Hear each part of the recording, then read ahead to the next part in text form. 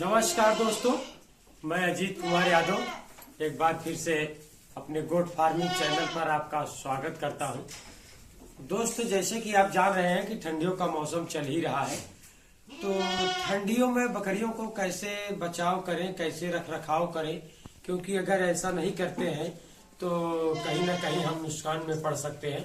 तो आज हम एक विशेष बात पर चर्चा करेंगे कि जो कि हमारे फार्म पर आ चुकी थी, वो बीमारी आ चुकी थी, मैं उसको कैसे ठीक किया।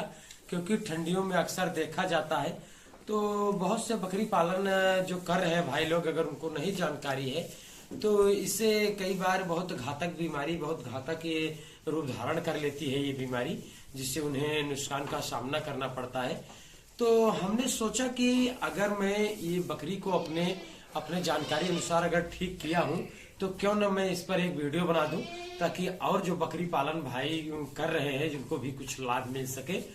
तो दोस्त, देरी न करते हुए मैं आज आपको बताऊंगा कि बकरियों में चाहे बड़ी बकरी हो या छोटी बच्चे हों या 2 से 3 मंथ के बच्चे हों या फिर बहुत बड़े बकरे हों, तो सब में ये समस्या आता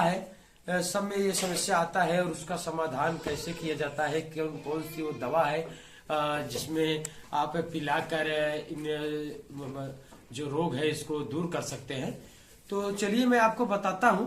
तो उससे पहले मैं आपका फार्म दिखा दूं कि ठंडियों में मैं भी कैसे बकरी पालन मजे से कर रहा हूं और किस तरीके से कर रहा हूं।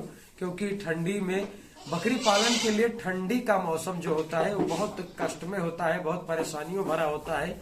इसीलिए जो बकरी पालन विशेषज्ञ है वो जो है बकरी जो पालते हैं वो बताते हैं कि ठंडियों में बकरियों को कैसे रखा जाता है, वो कैसे उनको खिलाना पिलाना चाहिए। क्योंकि ठंड से लड़ने में एनर्जी लगती है, शरीर में भी भरण पोषण के लिए एनर्जी लगती है, तो उसके लिए आपको क्या खिलाना होता है। क्योंकि अगर आप सही जो दाना मिश्रण नहीं अगर देते हैं तो उसमें बकरियां कमजोर होती चली जाती हैं। फिलहाल ये तो बात की बात है, लेकिन आज हम जो आपको मुद्दे पर आते हैं, जिससे के विषय में मैं वीडियो बना रहा हूं कि ठंडियों में मुझे ये समस्या आता है।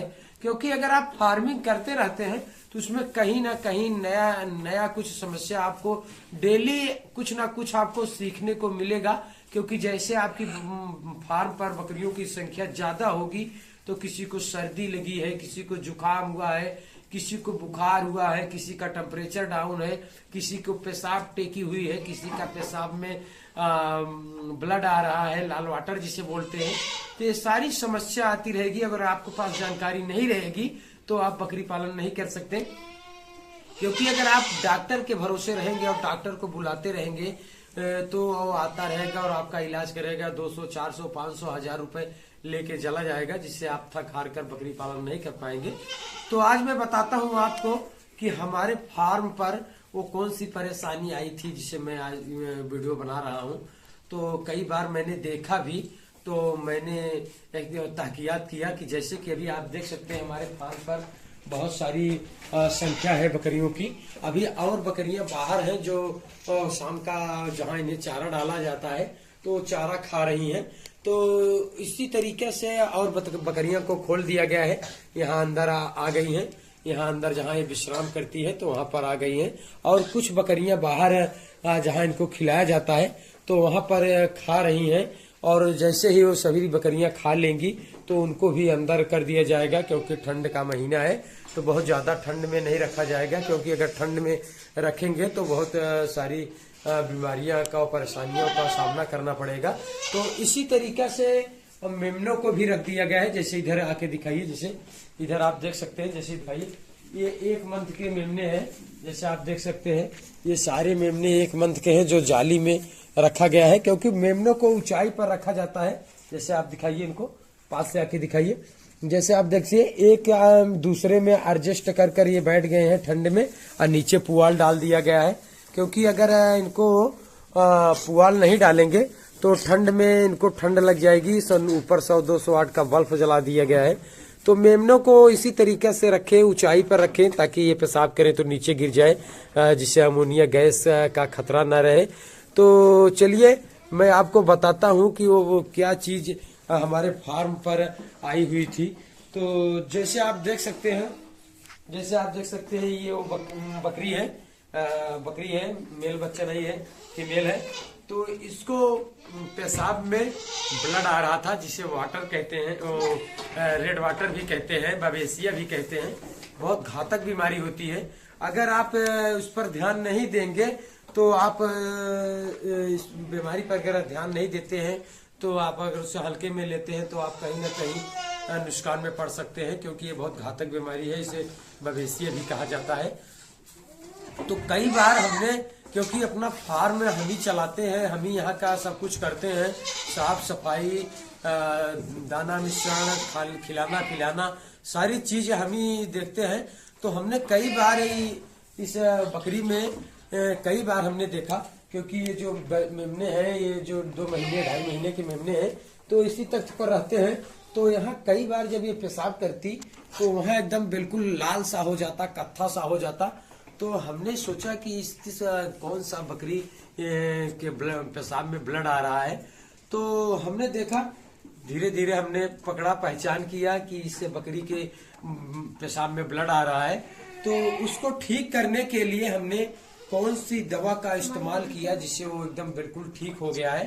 तो इसी कारण मैं आज आपको वीडियो बना रहा हूँ कि आपको भी अगर ऐसी तरीके की अगर परेशानी आती है तो आप भी अपने बकरी को इन मेडिसिनों को यूज करें। और मैं एक हद तक कहूंगा कि अगर आपको जानकारी हो तभी करें। तो चलिए मैं बताता हूं आपको कि कौन सी दवा है जिससे मैं इसका बवेसिया जो रोग बोलते हैं, रेड वाटर जिसे बोलते हैं, पेशाब में जो आता है, तो उसे मैं ठीक किया। तो चलिए मैं दिखाता हूं आपको।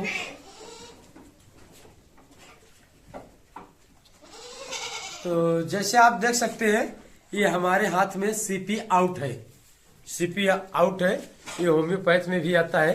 तो इस दवा को जैसे आप किसी बकरे में या बकरे में अगर पेशाब रुक जाती है तो पेशाब रुकने का, टेकने का कारण होता है कि जैसे हम कई बार अच्छा डाइट देते हैं, अच्छा राशन देते हैं, तो जैसे पेशाब नली में चर्बी चढ़ जाती है तो उसमें पेशाब रुक जाती है बकरे को। तो एक उसमें भी काम करेगा। अगर बकरे का पेशाब रुक गया है तो आप इसको 2 ml सुबह और 2 ml शाम देते हैं तो बकरे का जो पेशाब है वो बिल्कुल खुल जाएगा और बकरा बढ़िया से पेशाब करने लगेगा। तो उसी तरीका से बवेसिया में भी काम करता है, जिसे रेड वाटर बोलते हैं। जैसे पेशाब में क्या कहते हैं, ब्लड आना, पेशाब कत्था कलर का हो जाना, लाल हो जाना, उसमें भी इसका एकदम बहुत बढ़िया रिजल्ट है। तो ये बकरी को हमारे जैसे बताया आपको कि इसके भी पेशाब में ब्लड आ रहा था, इसका पेशाब बिल्कुल लाल हो जा रहा था।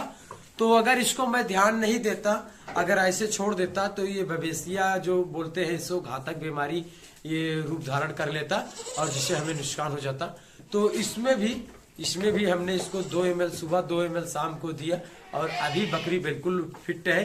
तो दोस्त, अगर आपके बकरा या बकरी में ऐसा समस्या देखने को मिले तो आप इस दवा को जरूर यूज करें, लेकिन अगर आपको जानकारी हो तभी करें। अगर आपके पास जानकारी नहीं है तो ना यूज करें, बिना अपने पशु चिकित्सक अधिकारी के पूछे बिल्कुल ना यूज करें, क्योंकि अगर आपके पास जानकारी नहीं तो आप गलत सलत दवा दे देंगे जिससे आपको नुकसान हो जाएगा। तो मैं तो कहूंगा कि बिल्कुल अपने पशु चिकित्सक अधिकारी की सलाह लेकर ही यूज करें। तो दोस्त, एक छोटा सा वीडियो था। अगर वीडियो पसंद आए तो लाइक और सब्सक्राइब करें। दोस्त, बस आज के लिए इतना ही, फिर मिलते हैं नेक्स्ट वीडियो में। तब तक के लिए नमस्कार, धन्यवाद।